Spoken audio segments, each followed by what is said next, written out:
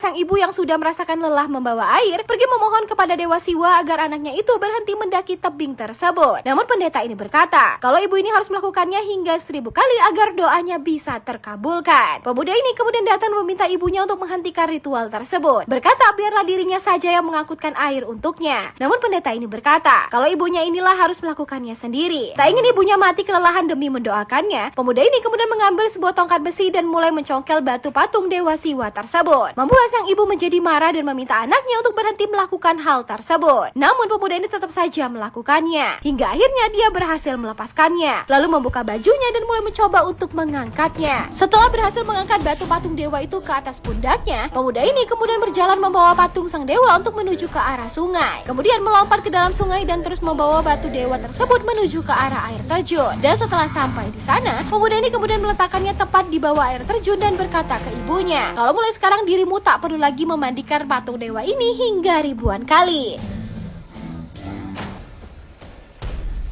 Pemuda ini menemukan sebuah topeng kayu yang jatuh dari atas air terjun. Sejak saat itu dia selalu penasaran dengan topeng kayu tersebut dan selalu bertanya mengapa topeng ini bisa datang kepada dirinya. Ketika hendak pergi, pemuda ini mengambil topeng tersebut namun dia melihat tumpukan pasir yang terbentuk dari topeng tersebut. Membuatnya seketika sadar kalau pemilik topeng itu memiliki wajah yang indah. Lalu ketika pemuda ini mulai menambahkan rambut pada cetakan wajah tersebut dan merapikannya dan terbentuklah wajah seorang gadis yang memiliki paras cantik. Membuat pemuda ini semakin penasaran dan bergegas pergi untuk kembali memanjat tebing itu. Namun kali ini dia melihat seorang perempuan dengan ratusan kupu-kupu telah menunggu kedatangannya, seperti memberi semangat untuk melakukannya dan memintanya untuk melompat. Lalu pemuda ini melakukan lompatan seperti yang sudah sering dilakukannya. Namun kali ini dia berhasil menggapai dahan pohon itu dan perempuan itu langsung pergi. Tapi pemuda ini terus saja mengikutinya dan terus melakukan pendakian dan bergantung pada tebing-tebing tinggi untuk mengejarnya. Sosok perempuan yang coba dikejarnya itu terus saja berlari dengan langkah kakinya yang ringan layaknya seorang bidadari. Pemuda ini terus saja melakukan pendakian hingga dirinya saja tak sadar kalau dia melakukan pendakian setinggi ini dan terus menyusuri lereng bukit dengan pijakan yang sempit. Namun sayang pegangannya terlepas dan pemuda ini terjatuh dan tersangkut pada akar pohon. Tapi sosok perempuan ini kembali datang dan terus memberinya semangat agar untuk tidak berhenti mencoba, yang kemudian membuat semangat pemuda ini kembali bangkit dan melanjutkan memanjat hingga akhirnya dirinya sampai ke atas dan segera membuat panah lalu mengikat dirinya agar bisa sampai ke atas puncak. Kemudian pemuda ini melompat sembari membidik dan melepaskan anak panahnya menembus pohon yang berada di atas puncak. Pemuda ini berbahagia dengan keberhasilannya, lalu ia segera naik ke atas puncak air terjun tersebut dan menemukan sosok perempuan yang sudah menunggunya di sana. Namun ketika hendak menyentuhnya, perempuan itu menghilang berubah menjadi ribuan kupu-kupu. Jangan lupa follow agar tak ketinggalan part selanjutnya.